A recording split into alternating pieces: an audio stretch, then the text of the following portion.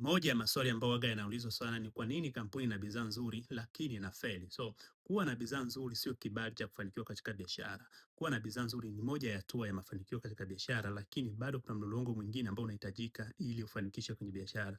Biashara inahitaji marketing fit. Unaweza kuwa na biashara yako ni nzuri, inawezekana ni app au bidhaa yoyote ni nzuri kabisa, lakini haiwezi kuwa inaendana na sehemu ambayo inahitajika. Kwa hiyo bidhaa yako inatakiwa iendane na walaji, marketing fit. Kingine inatakiwa uwe na matangazo.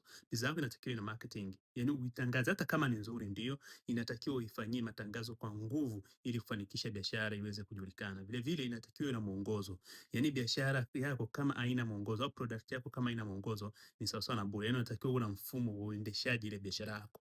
Kitu kingine inatakiwa uendane na nyakati. Unajua kuna wakati bidhaa inaweza ikahitajika, kuna wakati haihitajiki, kuna wakati kinahitajika hiki. Kwa hiyo biashara yote ili ifanikiwe inatakiwa iwe inaendana na nyakati. Kipindi cha teknolojia inaenda kipindi cha teknolojia, teknolojia ikibadilika yani fuata hii, kipindi cha AI inaenda na kipindi cha AI. Hayo ndio mambo ambayo inaweza kusababisha bidhaa yako ikafanikiwa. Lakini kuwa na bidhaa tu nzuri pekee kwenye biashara ni kitu kizuri, lakini hakitoshi kufanya biashara ifanikiwe au kufanya bidhaa ipate wateja, ipate walaji, ipate kujulikana. Kwa hiyo inabidi tena kuna milolongo mingine hayo ambayo nimetaja